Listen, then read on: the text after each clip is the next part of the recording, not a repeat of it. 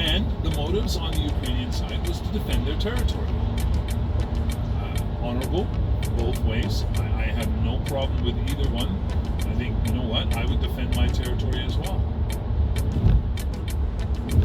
But now, the Russian troops made it all the way to Kiev, and they had talks with Zelensky, and they came to an agreement that the people of the Donbass and areas like that were going to be treated with respect, no longer treated like they were animals.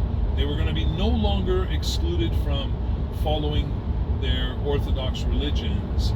They were no longer going to be closing down and jailing their priests and other members of clergy. All of that was pretty well etched out and was to be agreed upon. I believe that would have been in Istanbul. They were walking away with an almost ironclad agreement. And then somebody who isn't even in a place of power, who is an ex-person of power in the UK, went to Zelensky and said, that's not acceptable to us. You're going to fight these guys right to the last man. We're going to supply you with all the weaponry you need, everything you need to conquer them. You're going to win this. And we have the backing of this nation and that nation as well. So you're well covered. So Zelensky never went to the last moment of signing. And so it continued. And it continued with a whole lot more momentum and a whole lot more capabilities brought to bear. So from the very beginning, these two sides were trying to work along the rules of engagement that are set by the rest of the world, whether it be United Nations or whatever else.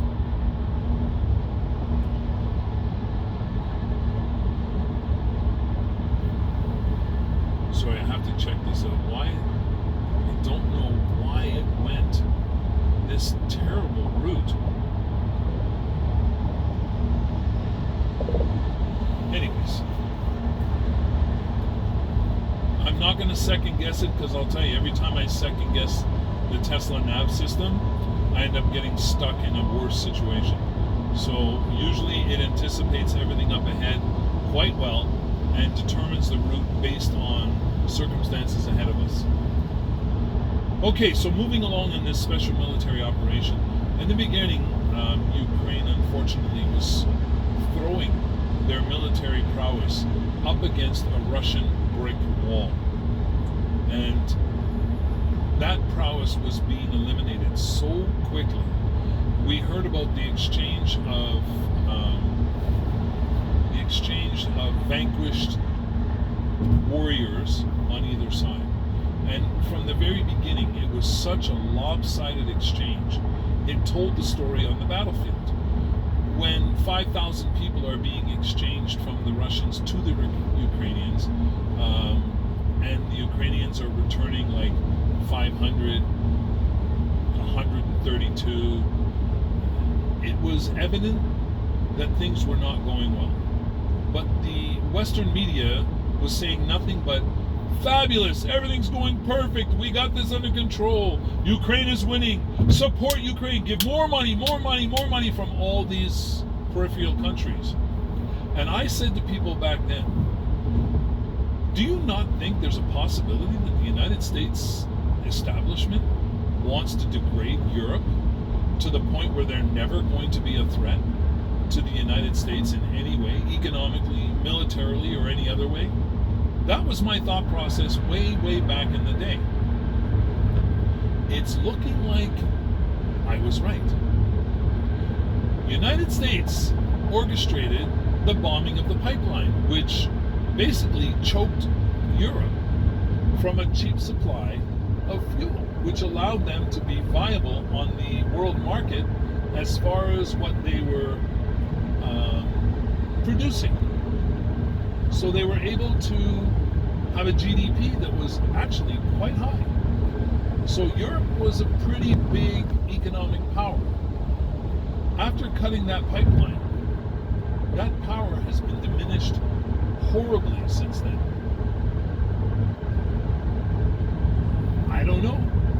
I were them, I wouldn't have allowed the cutting of that pipeline. I mean, you need fuel to run your countries. You need fuel to keep your people warm in the wintertime. And as we know, they had many, many struggles in that regard after the cutting of the pipeline. So Ukraine's progress. They run into a small area of Russia. They took it over. The area was almost devoid of any military targets whatsoever. Like, I don't even think there was any military targets there. There were mostly a lot of old people, stuff living in that area. And the stuff that was going on would be called atrocious and war crimes again. Then Russia brought in North Koreans and asked them to keep the perimeter, and they went in and started exterminating all the Ukrainian soldiers that were there, and some of them were mercenaries coming from other countries. It made no sense to me, because the result was exactly as you can imagine. They were all wiped out. Many soldiers and mercenaries were wiped out in that area. Took a while, but that's because, as we were told by Sergei Lavrov and others in the upper echelons of the Russian establishment, were saying Russia does not want to set their people in harm's way. We're not looking to throw a whole bunch of Russians against the wall and see what sticks. We're looking to make sure that we can serve as many Russian lives as possible and still win at our special military operation. And they showed by taking 20% of the Ukrainian soil in short order. I don't know what everybody else expected to happen. It made no sense to me from the beginning that these people would be pushing Ukraine into a war that obviously they couldn't win. So many Ukrainians left their homeland because of this. So many. Huge numbers. We're not talking about hundreds or thousands. We're talking about millions upon millions upon millions left. Went to neighboring countries, went overseas, went to the United States, came to Canada. I don't think very many of them are going to want to go back. But now we see that some of these other countries are trying to force them to return. Philanthropy in the West never really brings philanthropy. There's always an ulterior motive. So there's something that Europe and the rest of them were planning by having the big exodus of Ukraine.